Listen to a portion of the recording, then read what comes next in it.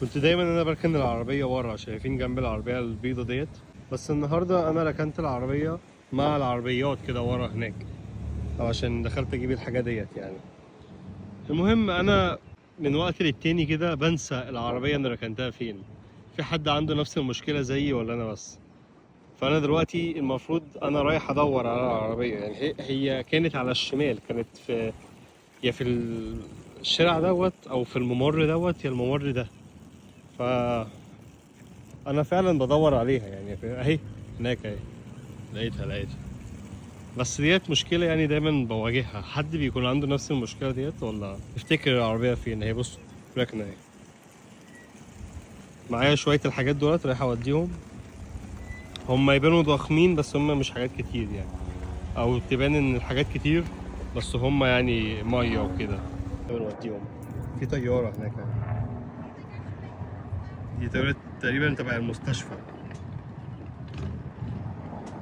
عشان هنا المستشفى لو في حد حالته محتاجة تدخل يعني بالطيارة، فالمستشفى بتبعت له طيارة يعني تنقله. العربية اللي بتزمر دي.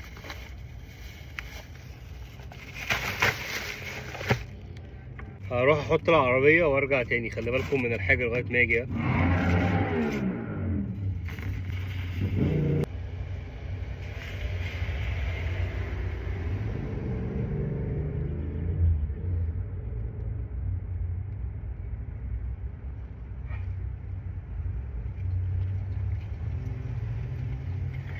يلا بينا يا شباب عشان ما نتأخرش. وقفت بس ايه، قلت احط البتاع دوت في المية واشرب لي مشروب كده عشان الجو حر، واكل الموزة ديت عشان ما اكلتش حاجة من الصبح. وبعدين انا وقفت حطيته هنا علشان اخر مرة حطيته جوه في العربية البتاع كله وقع وبهدل العربية يعني، فاهم؟ مشروب الفراولة، مشروب فراولي في كيسة انا بحط فيها الورق. ممكن احطها من هنا وبعدين انا باخدها بقى. قشطة. يلا شباب يلا بينا. الجو حر زي ما قلت. بص انا وقفت هنا، احنا في ظهر المبنى بتاع الوول مارت. بصوا احنا ورا كل دوت الوول مارت، بصوا قد ايه. وهنا التريلات بتخش من هنا عشان تدخل الحاجة، شايفين؟ ما رضيتش اكل الموزة في الكاميرا علشان اخر مرة كنت باكل موزة الناس قعدت تقول يع وكده واتقرفت وبتاع. انت ازاي بتاكل الموزة وانت بتصور نفسك كده؟ يعني انا مش فاهم ايه المشكلة يعني. بس انا ما رضيتش اكل الموزة، لسه واكلها بس ما رضيتش اكلها في الكاميرا تعاطفا مع الناس ديت يعني. مع اني شايف ان كل الناس بتعمل محتوى اكل الناس قاعدة تاكل فيه والدنيا ملهوصة كده ومش حلوة يعني.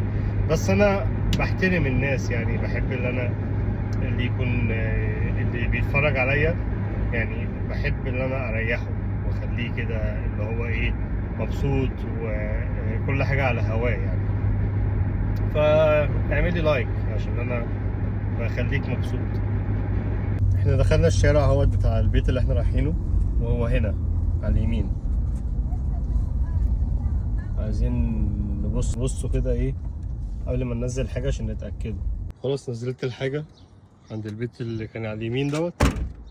اول ما وصلت فيه 3 طلعوا من البيت، وبعدين واحد شاف ايدي يعني علشان الصبعي، فانا جه يساعدني يعني، كتر خيره والله. بس هو بيساعدني ببص لقيت رجليه مكسوره، افتكرت مقولة اللي هو احنا بنكمل بعض يعني، فاهم؟